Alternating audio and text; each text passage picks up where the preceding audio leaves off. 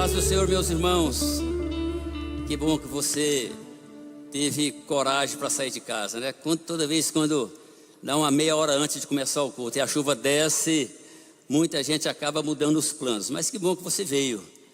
Quantos creem que Deus tem uma palavra para o seu coração nessa noite? Amém. Graças a Deus.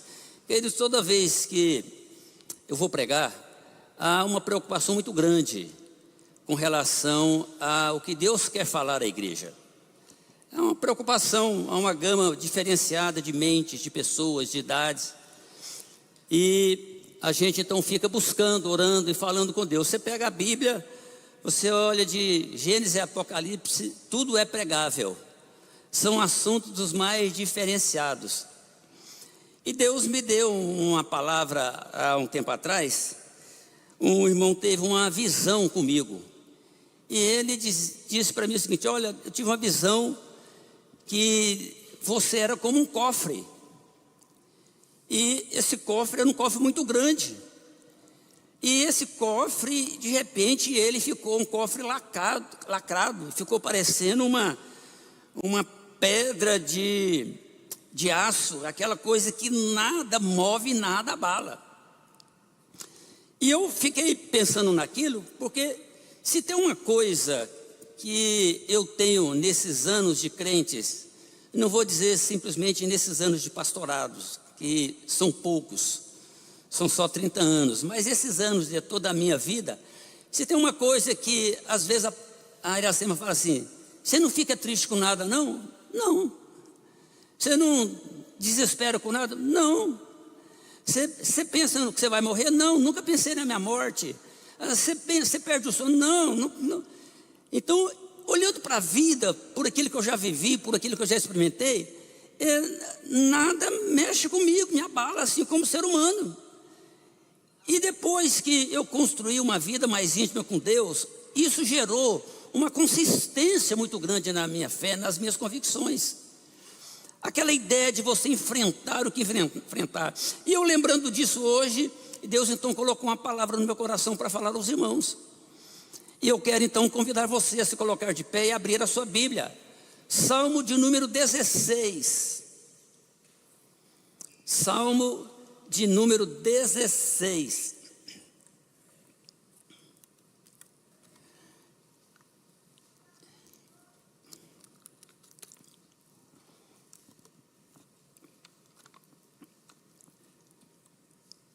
Diz assim, eu vou ler na nova tradução da linguagem de hoje. Ela é mais contextualizada. Diz assim: guarda-me, ó Deus, pois em ti eu tenho segurança. Eu disse a Deus: ó o Senhor, tu és o meu Senhor. Tudo que tenho de bom vem de ti. Como são admiráveis as pessoas que se dedicam a Deus. O meu maior prazer é estar na companhia delas. Aqueles que correm atrás de outros deuses trazem muito sofrimento para si mesmos. Eu não tomarei parte nas suas ofertas de sangue, nem adorarei os seus deuses. Tu, ó Senhor Deus, és tudo o que tenho. O meu futuro está nas tuas mãos. Tu diriges a minha vida. Como são boas as bênçãos que me dás, como são maravilhosas. Eu louvo a Deus o Senhor, pois Ele é o meu conselheiro, e durante a noite a minha consciência me avisa. Estou certo de que o Senhor está sempre comigo, Ele está ao meu lado direito, e nada pode me abalar. Por isso meu coração está feliz e alegre, e eu, um ser mortal, me sinto bem seguro, porque Tu, ó Deus, me proteges do poder da morte. Eu tenho Te servido fielmente, e por isso não deixarás que eu desça ao mundo dos mortos. Tu me mostras o caminho que leva à vida. A tua presença me enche de alegria e me traz felicidade para sempre. Amém, glória a Deus. Obrigado, meus irmãos, podeis vos assentar.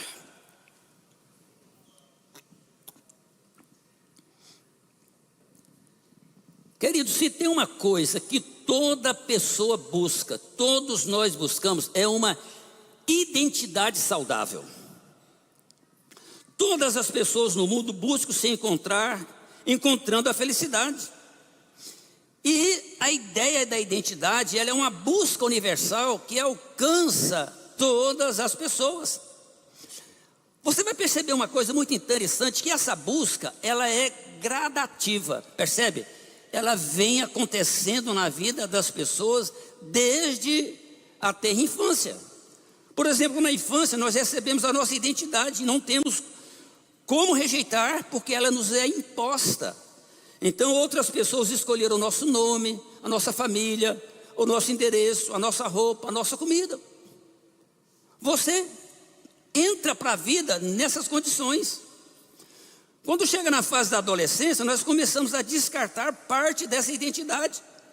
Para muitos adolescentes, essa identidade que foi construída dentro de um contexto familiar, ela parece ser inútil.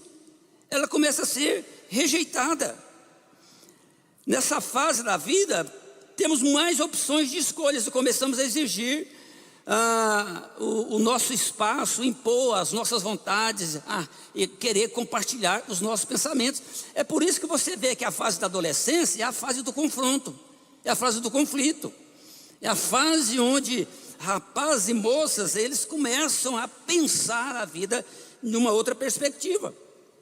Quando chega na juventude, nós passamos a construir o nosso futuro. As escolhas agora são nossas e começamos a descobrir a resistência que existe no mundo contra a nossa identidade, contra nossas escolhas. E os jovens já começam a pagar preço alto por se posicionar ou ter que assumir a sua vida. Já como adultos, nós vivemos com todas as consequências da identidade recebida. Essa identidade, ela foi recebida, ela foi descartada e agora ela é escolhida. E nós vamos, muitas das vezes, passar o resto da vida ou dando graças a Deus, ou muitas das vezes maldizendo, reclamando, murmurando, criticando, falando mal de Deus e todo mundo por aquilo que a gente tem, por aquilo que a gente vive, por aquilo que foi a nossa história.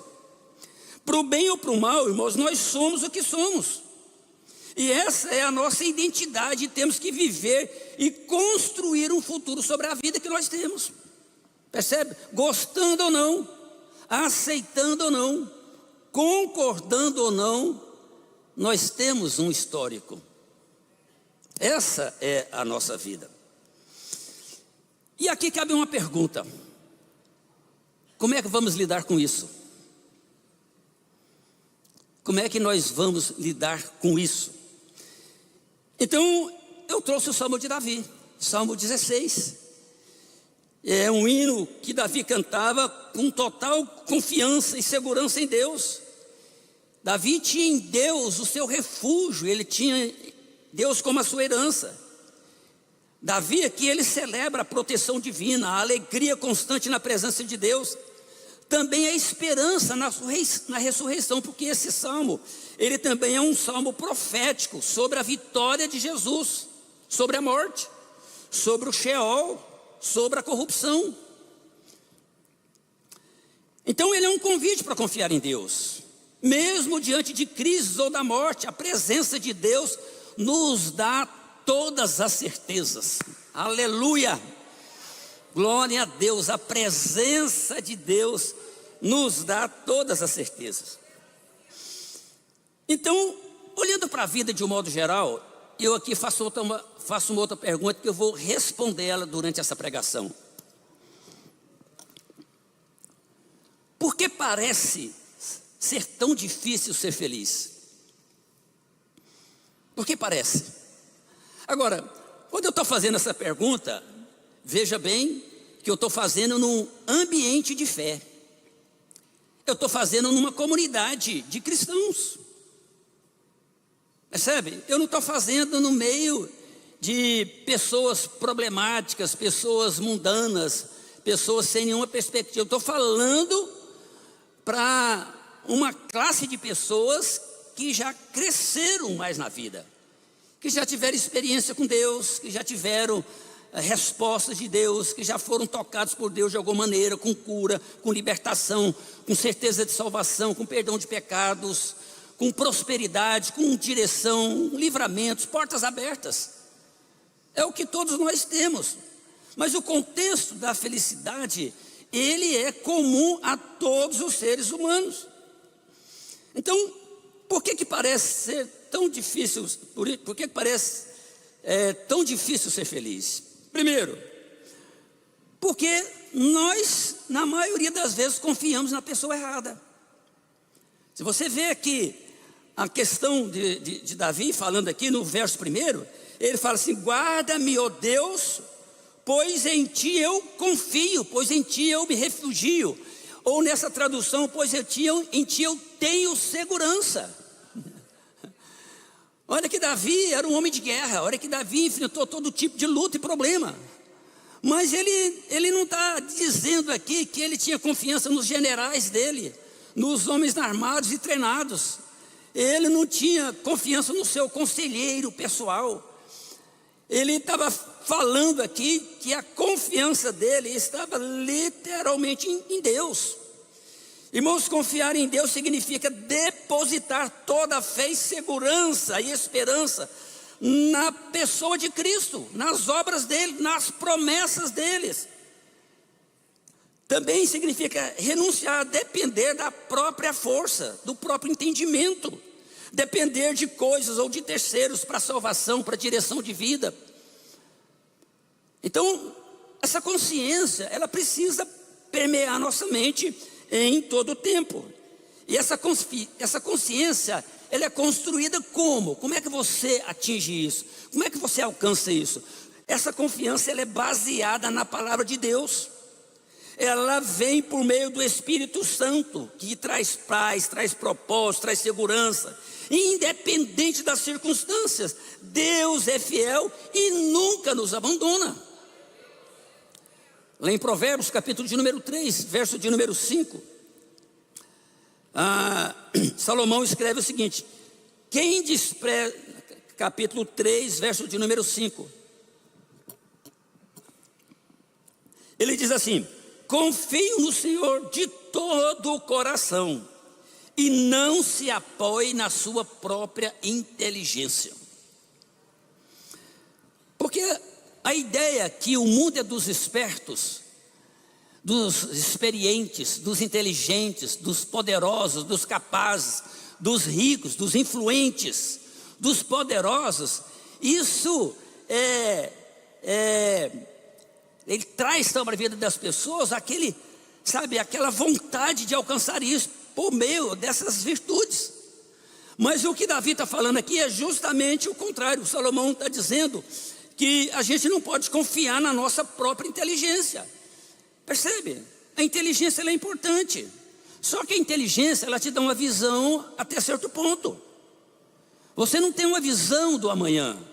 Você não tem uma visão do que vai acontecer. Você não tem uma visão qual é o rumo ou a tendência que o mundo caminha. As coisas, elas são cíclicas, elas vão mudando de tempo em tempo. Então isso há um ponto muito forte. E aqui há um pensamento errado quando as pessoas estão construindo a sua identidade, porque muitos falam assim: eu sou o que eu faço, meus talentos são as minhas identidades. Aí se você pensar que inteligência, capacidade, poder, habilidades, isso forma você, é isso que deixa muita gente superado na vida. Porque a pessoa, ela pode usar inteligência e talentos para enriquecer, para ganhar dinheiro, para projetar, mas ele fica aquém do nível de Deus. É isso que é chamado de alguém que é medíocre, que fica abaixo da média. Por exemplo, Jesus fala lá em João capítulo de número 15, verso de número 5, quando ele está falando para os seus discípulos e fazendo uma alusão de que ele é a videira verdadeira e nós, os crentes, estamos ligados nele, somos os ramos. Ele diz assim: eu sou a videira e vocês são os ramos.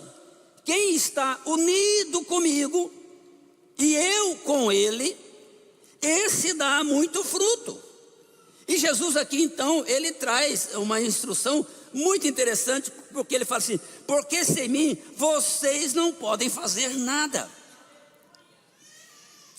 Então, a ideia de você for construir uma identidade baseado na pessoa errada, ou em confiar em coisas erradas, isso é o prejudicial. Jesus está dizendo: sem mim vocês não podem fazer nada. Ora, eu sei que muita gente faz uma crítica a essa palavra de Jesus, porque fala assim: gente, eu posso casar, eu posso comprar, eu posso vender, eu posso estudar, eu posso formar, eu posso ser presidente da república, eu posso ser ministro do Supremo. É verdade, sem Jesus as pessoas podem chegar a isso. Mas o que ele está falando é num contexto que vai além a essas coisas terrenas e materiais. Porque quando nós pensamos no conceito da felicidade, a questão não é só você possuir coisas. Quantas pessoas que são milionários, que construíram impérios e que tiraram a própria vida? É a prova de que a felicidade ela não se encontra nesse contexto. Então, outra coisa, por que parece tão difícil ser feliz?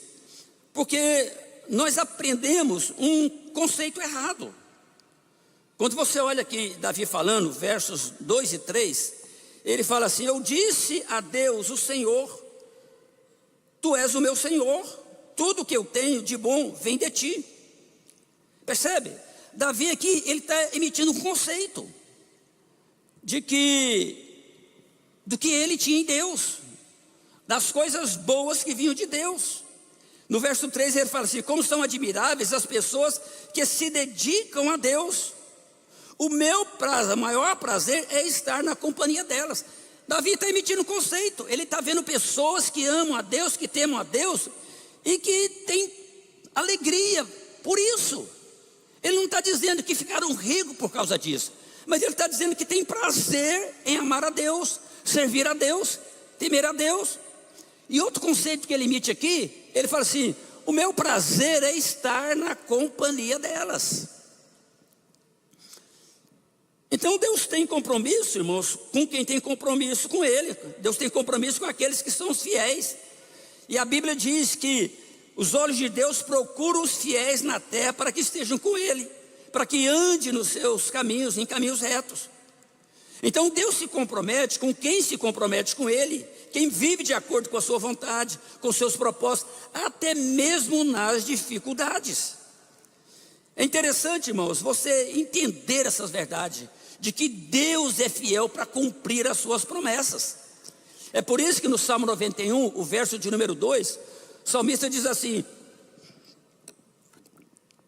direi do Senhor, tu és o meu defensor, o meu protetor, tu és o meu Deus, eu confio em ti. Entende que nós precisamos aprender a emitir conceitos a respeito de Deus de acordo com a palavra de Deus, porque isso é um diferencial para a nossa vida. Então o compromisso de Deus está alinhado com a sua palavra, e Ele se responsabiliza por aquilo que Ele declara.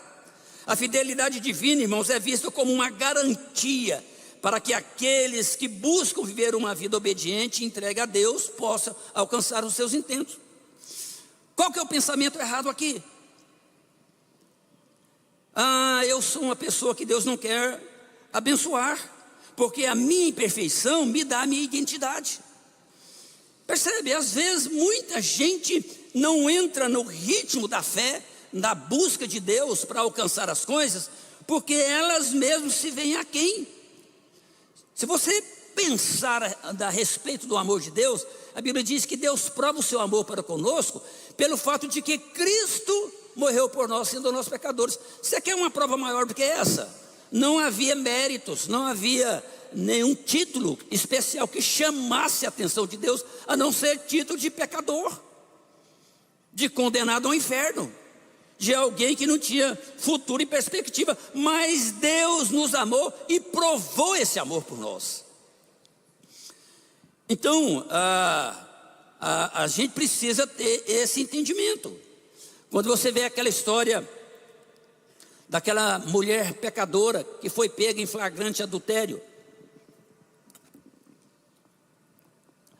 aqueles fariseus trouxeram aquela mulher e apresentaram a Jesus o pecado dela, e a lei dizia que ela tinha que ser apedrejada, e Jesus então cumpre a lei, diz assim: é certo, quem não tem pecado, atire a primeira pedra. E a palavra de Jesus ali foi tão contundente que levou as pessoas a pensarem que pecado na vida das pessoas não é só adultério, não é só uma relação de homem e mulher, mas às vezes uma própria relação de pensamento. Percebe quantos pecados a mente produz diariamente? Ciúmes, invejas, desejos, fantasias, sonhos irreais, julgamentos. Isso tudo ocorre no âmbito da mente. Então quando Jesus fala, aquele que não tem pecado, atire a primeira pedra, as pessoas se desarmaram. E Jesus fala, onde é que estão os teus acusadores? Ela diz, ninguém me acusou. Jesus diz, então eu também não te acuso, não te condeno. Vai embora e não peques mais. Então você vê que quando a gente fala de que eu sou uma pessoa que Deus não quer abençoar, só vai dizer isso só alguém que não tem o conhecimento das verdades. Porque mesmo alguém que é um pecador, Deus quer abençoar você. Ele quer tirar você do pecado, Ele quer tirar você do erro, Ele quer tirar você da vida errada. Por isso que a própria Bíblia, ela ensina claramente, quem esconde o seu pecado nunca prosperará, mas aquele que confessa e deixa, esse vai alcançar a misericórdia. Outra coisa, por que parece tão difícil ser feliz? Porque confiamos na pessoa errada, aprendemos um conceito errado, e também porque buscamos na fonte errada. Olha os versos 4 e 5. Aqueles que correm atrás de outros deuses trazem muito sofrimento para si mesmos.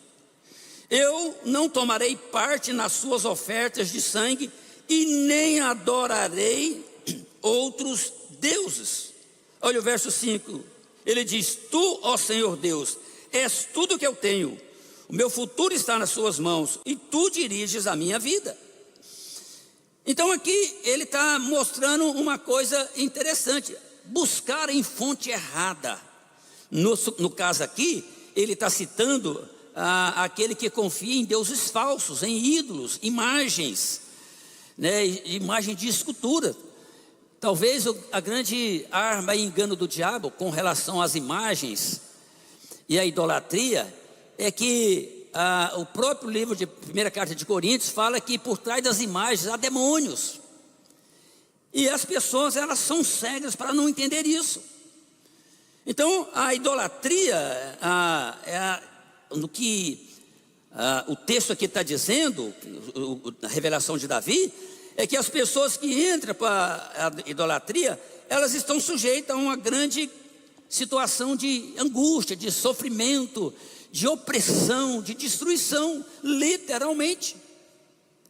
Agora a idolatria é descrita não apenas como adoração de estátuas, de imagens, mas como colocar qualquer coisa na frente de Deus, seja dinheiro, seja poder, seja fama, seja relacionamentos, seja a própria autossuficiência, ou seja a própria família. Quando nós colocamos qualquer uma dessas coisas no lugar de Deus, na frente de Deus, tudo isso leva a uma frustração e a uma desilusão. Então ele vai mostrando essa verdade, que a gente precisa avaliar e repensar a nossa vida.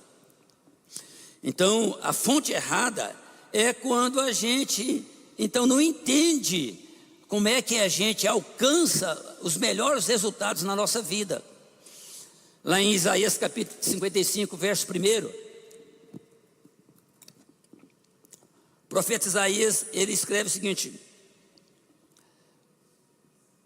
o Senhor Deus diz, escutem os que têm sede, venham beber água, venham os que não têm dinheiro, comprem comida e comam, venham e compram leite e vinho, tudo que é de graça.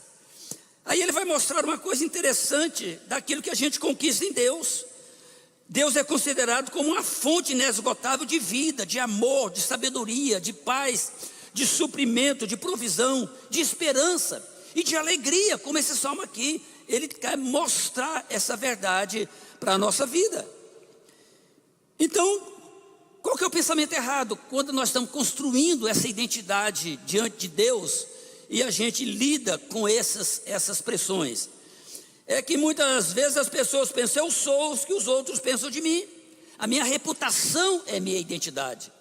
E talvez esse é o grande problema. Muitas pessoas envolvem em negócios errados, em relacionamentos errados, em amizades erradas, numa fé errada, por causa de influência, porque querem dar satisfação para a sociedade, para a família, para as pessoas.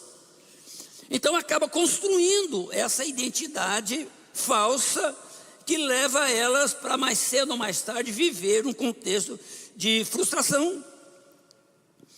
Então Jesus fala para os discípulos, lá em Mateus capítulo de número 6, ele fala que essa ideia, quando a gente está construindo essa identidade de forma errada, ele está falando que as pessoas, elas pensam muito na justiça própria, no direito delas, naquilo que elas querem criar para mostrar para as pessoas.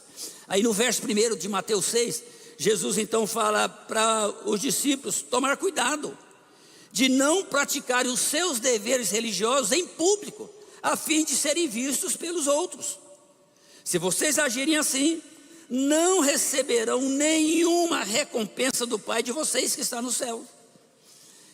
Então essa ideia, irmãos, de quando você pensa: eu vou construir a minha identidade, mas de um modo errado, buscar em fonte errada, todo o contexto bíblico é uma instrução de que isso pode acabar mal. Então a gente precisa fazer essa leitura. Outra coisa que parece tão difícil ser feliz é porque nós fazemos os investimentos de forma errada. Olha Davi falando ainda nos versos 6 ao verso 8. Ele diz assim: como são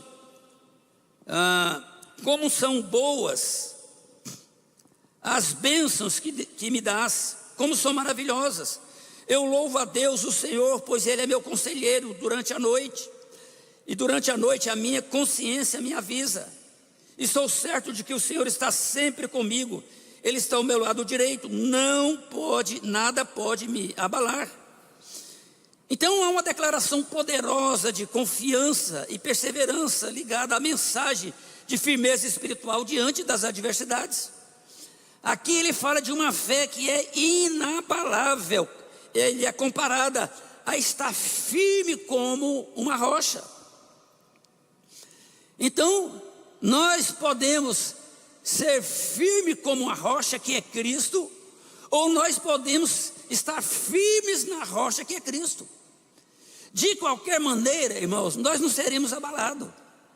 Quando ele está falando que a gente pode ser firme como uma rocha, é que você está tão ligado a Cristo, você está com a mente de Cristo, você está tão sendo comandado por Cristo, que você também é uma rocha como Cristo é. Aquilo que Cristo é, Ele já transfere para os seus fiéis.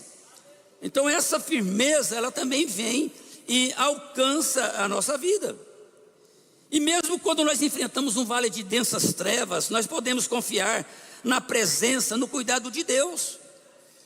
Então ter uma fé que não se abala não significa ausência de problemas, mas a decisão de confiar no controle de Deus, nas suas promessas, substituindo o medo pela certeza da presença de Deus na nossa vida em todo o tempo. Isso é maravilhoso, e foi justamente isso que Davi viveu. Foi justamente isso que Davi experimentou na sua vida quando ele enfrentou os seus maiores problemas. Então, irmãos, a fé como firme fundamento, ela é um princípio que nos leva a caminhar confiantes, mesmo sem ver um resultado imediato. Percebe? Você não consegue ver lá na frente, você não consegue dizer o que vai acontecer, mas você consegue caminhar firme, porque a força que nós precisamos, ela vem de Deus, e ela permite que caminhamos sobre as águas e permaneçamos inabaláveis. E nós podemos, diante de qualquer circunstância, declarar a fidelidade de Deus e manter o coração tranquilo, ancorado, sustentado, apoiado pelo amor de Deus. Irmãos, é isso que faz toda a diferença na nossa vida. Quando você constrói essas convicções, quando você se fortalece nessas verdades. Qual que é o pensamento errado aqui? É quando você diz assim: eu sou o que eu tenho. Aí a ideia que muitas pessoas têm é que as minhas posses são as minhas identidades. Eu não sei se alguém de vocês lembra, talvez os mais velhos lembram que era menino e passava uma propaganda de um sabonete que chamava assim: vale quanto pesa. Só lembra, né, irmã Rosa? Vale quanto pesa. Então, tem gente que vale quanto tem. O que eu valo, o meu valor é a roupa de marca que eu uso. O meu valor está na marca do celular, no tipo do celular que eu tenho. O meu valor está no carro do ano que eu ando. O meu valor está na casa que eu moro. Meu valor está nos títulos que eu possuo. Então esse é o maior engano, porque a gente, quando está construindo uma identidade e a gente está buscando conquistar em Deus, alcançar coisas em Deus, a gente às vezes começa a pensar dessa maneira e começa então a entender ou achar que na verdade nós somos aquilo que nós temos, nós valemos aquilo que nós temos na nossa vida, e esse é um pensamento errado. A Bíblia relata a história do jovem rico. Mateus 16, 19, Jesus encontra com o jovem rico. Na verdade não é Jesus que encontra com o jovem rico, é o jovem rico que encontra com Jesus. Jesus ia passando e ele vem correndo e ajoelha aos pés de Jesus para adorar e diz: o que eu faço para ganhar a vida eterna? Ele estava ansioso para aquilo, era tudo a coisa que ele mais queria, certeza de vida eterna. Jesus diz para ele: guarde os mandamentos. Ele fala: quais os mandamentos? Jesus diz, eu falo: tudo isso eu faço desde criança, eu tiro isso de letra. E Jesus diz para ele: então, falta para você uma coisa, vai, vende as coisas que você tem, dá para os pobres e vem, você vai ter um tesouro no céu. Só que essa palavra de Jesus deixou aquele homem tão triste, que aquela empolgação de chegar correndo para pedir a respeito da vida eterna, para ele já perdeu o sentido. Percebe que Jesus, quando conta a parábola do semeador, ele fala da semente que cai entre as pedras que não tem raiz. Ele fala daquela que cai entre os espinhos, que os espinhos crescem e sufocam. Então ele fala que as riquezas dessa vida sufocam a fé das pessoas. E aí, quando as pessoas elas fazem então investimento de formas erradas, elas estão achando que a vida está ligada a posses. Por isso que aqui com esse jovem rico, em Mateus 19, no verso de número 22, o texto registra que quando o jovem ouviu o que Jesus falou, ele foi embora triste, pois ele era muito rico. Para ele, nesse momento, as riquezas se tornaram mais importantes do que a vida eterna. Percebe, irmãos? A gente está falando de felicidade, a gente está falando de foco em Deus, mas às vezes isso é perdido na nossa caminhada diária. Por que é tão difícil para as pessoas ser felizes? Porque nós nos ocupamos da maneira errada. Por exemplo, quando você olha aqui, Salmo 16, versos 9 e 10, ele fala assim, verso 9: por isso o meu coração está feliz e alegre, e eu, um ser mortal, me sinto bem seguro, porque tu, ó Deus, me proteges do poder da morte. Eu tenho te servido fielmente, e por isso não deixarás que eu desça ao mundo dos mortos. É claro que quando ele está falando aqui o mundo dos mortos, era uma palavra profética ao inferno, ao Sheol. Ele está falando ali do mundo da corrupção. Então ele está falando de um livramento. Então O que ele está tendo a certeza aqui, quando ele diz assim: eu sou um ser mortal. Embora eu seja um ser mortal, todos nós, a Bíblia diz que por amor de ti nós somos entregues à morte todos os dias, né? Todo dia está morrendo gente e a gente não sabe se o nosso dia está marcado, né, nessa sequência. Mas nós somos entregues à morte. Todo dia é desafio, é luta, é vencer um leão, é pagar conta, é resolver problema. Esse é o sentido da vida. Agora, a gente precisa ocupar a nossa vida da maneira correta, os nossos pensamentos. E aqui ele está dizendo que, embora ele seja um ser mortal, ele diz no verso de número 9: me sinto bem seguro. Percebe? Parece um paradoxo, né? Uma discrepância. Enquanto que eu sou um ser mortal, qualquer coisa pode me destruir, mas eu me sinto bem seguro. Então essa segurança é de que nós temos em Deus, que nunca abandona seus filhos, mas a sua presença constante, ela gera em nós consolo, mesmo nas maiores tribulações, mesmo nos momentos de solidão. Deus é um Pai amoroso que sustenta, ajuda, que perdoa. Ele está presente no momento difícil das doenças, das perdas, das incertezas, de dor, de perseguição, de luta, percebe? De tragédia, de coisas dessa natureza. A gente encontra sentido em Deus quando passamos por isso. A Bíblia segura que, ainda que uma mãe se esquecesse de seu filho, Deus não se esqueceria dos seus. E Deus é descrito como um pai que não abandona, o contrário de muitos pais humanos que falham em proteger os seus filhos. Então, qual que é o pensamento errado? Quando nós temos aqui um fundamento bíblico para trazer essa consistência para nós. O pensamento errado é que eu sou o que falta na minha vida.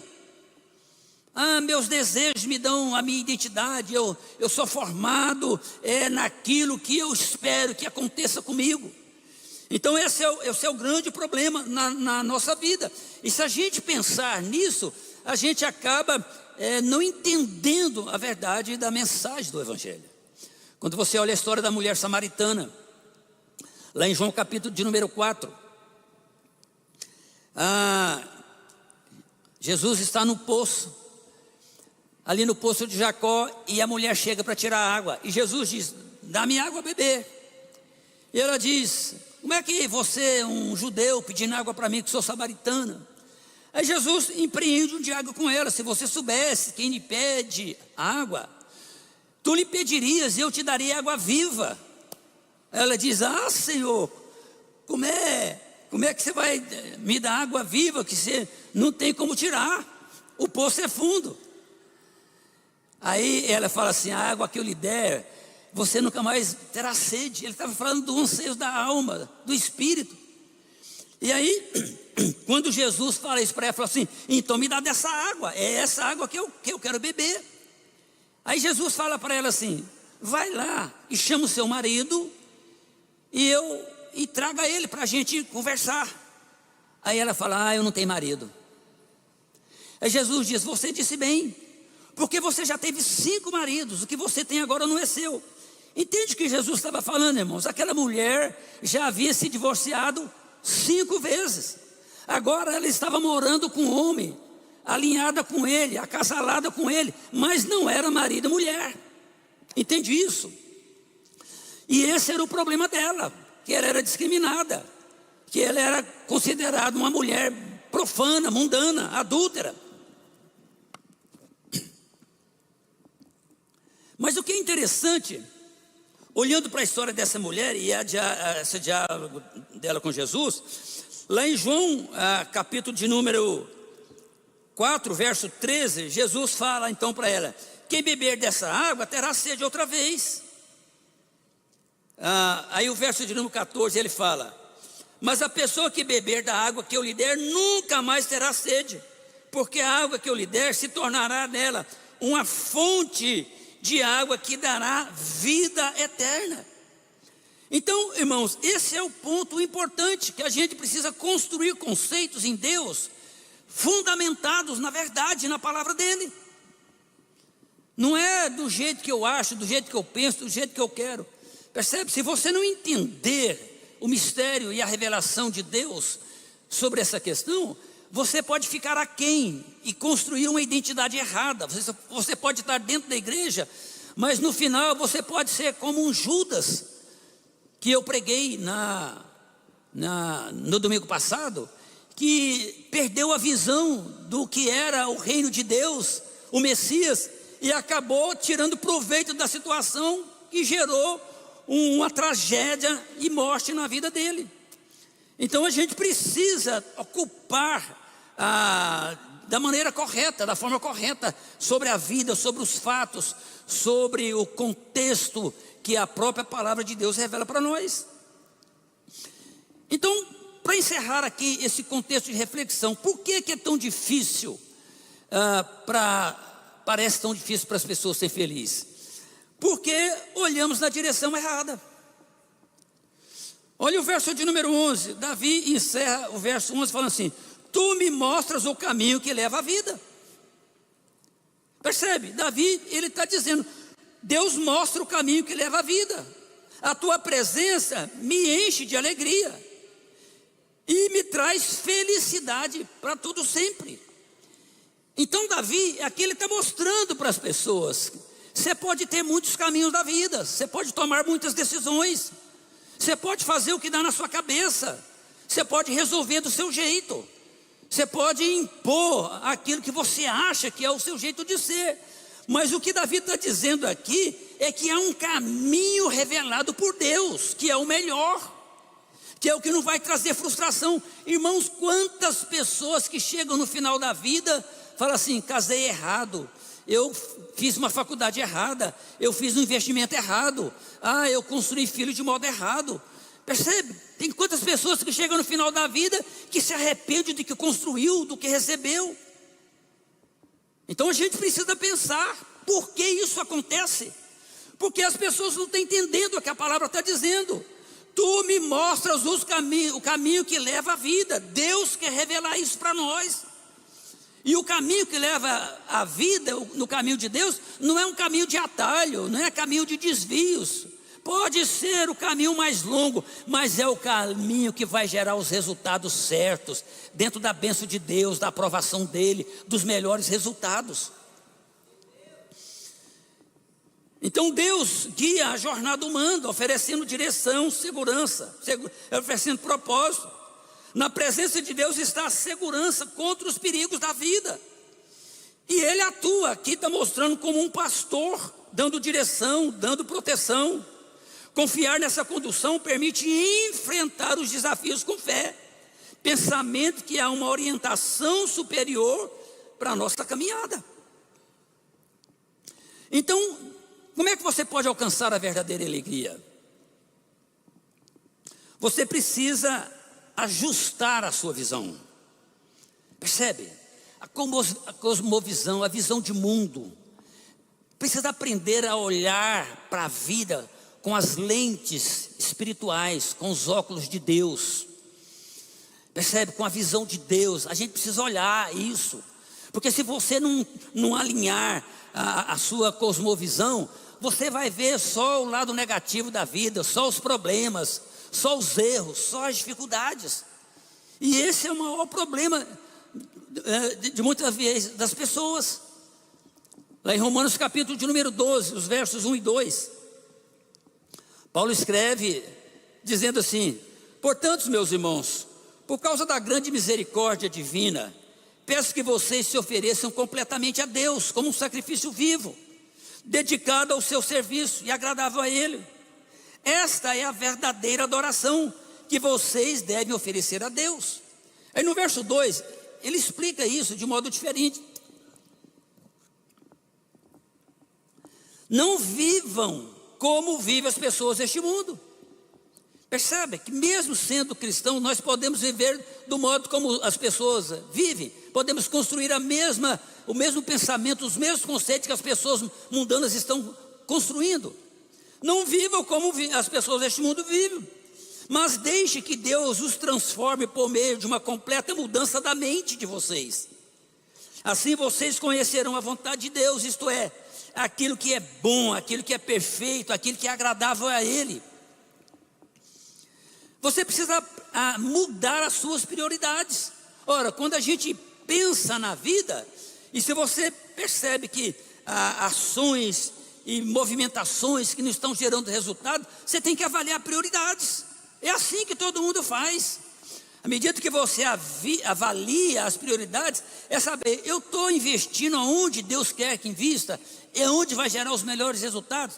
É por isso que Jesus então fala aos discípulos, Mateus capítulo de número 6, o verso de número 33, quando ele diz para os discípulos buscar, pôr em primeiro lugar na sua vida o reino de Deus, e aquilo que Deus quer, e Ele lhes dará todas essas coisas.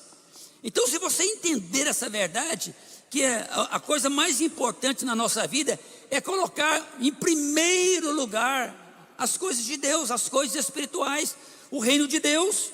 E se você fizer isso, você então vai receber os resultados dessa decisão. Você precisa tornar a sua vida relevante, percebe? Fazer a vida ter sentido. Você precisa saber que há coisas que dependem de Deus, mas há coisa que depende de você. Por exemplo, quando Davi escreve esse salmo, ele não está no mesmo contexto quando ele escreveu o Salmo 91, que ele começa escrevendo: tem misericórdia de mim, ó Deus, eu sou pecador, me perdoa, me purifica, torna a dar a alegria da salvação, porque lá ele está arrependido pelo pecado que ele fez. Então você vê que aqui no Salmo 16, Davi está num contexto de gratidão. E aqui ele coloca a vida na presença de Deus. Ele faz aquilo que era parte. É para guerrear, eu vou guerrear. É para adorar, eu vou adorar. Mas quando ele pecou, quando ele caiu em si, e que ele foi confrontado pelo profeta, o que ele fez? Ele diz: eu me arrependo, eu sou esse homem, eu pequei. E ele pede misericórdia para Deus. Então, às vezes, se a gente não souber ser grato, se a gente não for perdoador, se a gente não for pessoas humildes, se a gente não aplicar simplicidade na nossa vida, muitas das vezes a irrelevância ela vai fazer parte da nossa vida. Então a gente precisa, para alcançar esses resultados, obter isso na nossa vida. Lá em Mateus, lá em Lucas capítulo de número 12, Jesus conta a parábola daquele homem rico que plantou, colheu muito e obteve muita riqueza. E ele então, muito feliz, dizendo para a sua alma: come e bebe, que você tem agora em depósito para o resto da vida. Mas lá no verso de número 21, Jesus fala uma coisa interessante. Ele emite um conceito ali, quando ele fala assim: isso é o que acontece com aqueles que juntam riquezas para si mesmos, mas para Deus não são ricos. Então existe uma ideia de você obter riqueza separada de Deus. Aqui ele está falando de uma riqueza que ela vem de Deus, percebe? Esse é o princípio bíblico. Provérbios capítulo de número 10, verso 22, fala que a bênção do Senhor, ela prospera, ela enriquece a vida das pessoas, e nenhum esforço pode substituir isso. Ou seja, não é o esforço humano que vai fazer a riqueza acontecer, é o próprio Deus que vai mover, vai abrir portas, vai agir na vida das pessoas. Então a Bíblia está mostrando essa verdade.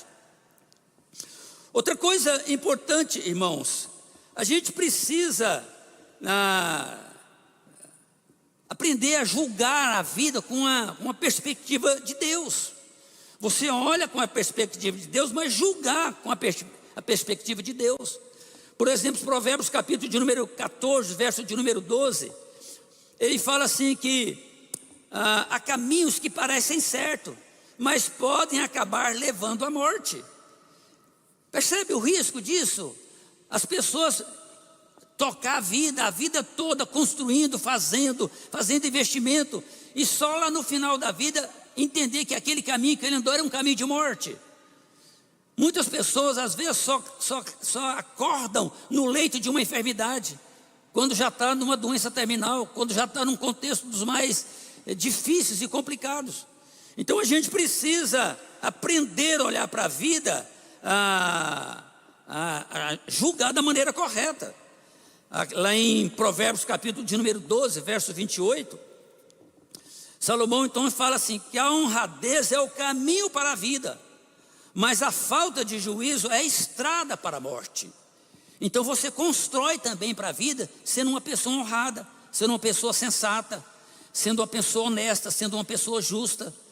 Percebe? Sendo uma pessoa boa. Ninguém perde por ser bom, sabe? Confiando, amando, respeitando, tolerando, suportando. Isso são os valores de Cristo para a igreja, e nós precisamos trazer isso para a nossa vida. Então receba essa satisfação perfeita na sua vida.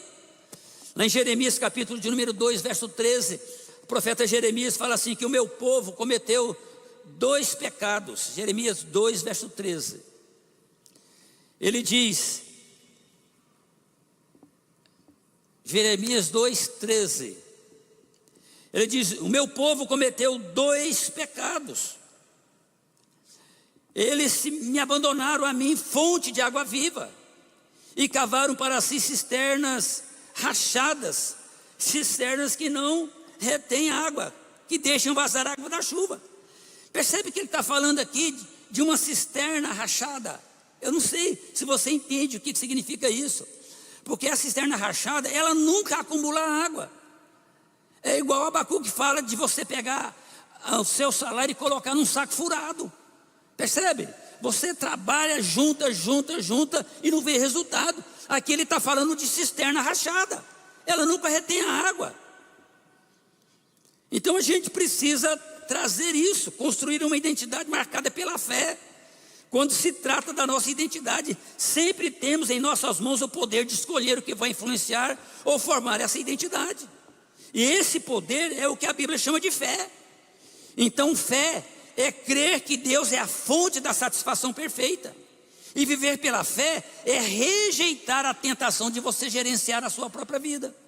É isso que todo mundo acaba tendo a tentação de querer dizer, quem gosta de mim sou eu é que sei o que é melhor, eu é que sou capaz, né? E isso é que tem levado muitas pessoas a perder o foco e o rumo na sua vida. Então eu encerro dizendo, adote Jesus como seu guia, como seu Senhor, como seu instrutor. Reconheça que só Jesus é a fonte da identidade espiritual eterna. Nunca pense que você está separado dessa fonte. Receba diariamente a sua fonte, a sua identidade dessa fonte. Ouça a Deus. Deus fala através da sua criação, de sua palavra, e através das pessoas que andam com Ele. Caminhe com pessoas que buscam uma identidade espiritual.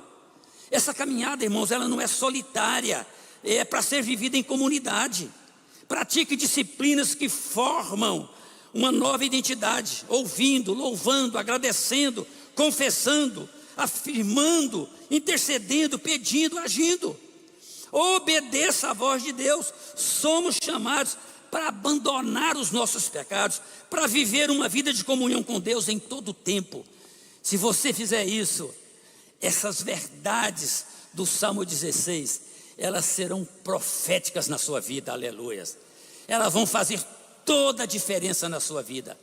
E ela vai te dar um norte, uma direção, vai ser bússola, e você vai alcançar os melhores resultados para a sua vida. Louvado seja o nome do Senhor. E eu quero convidar você a se colocar de pé.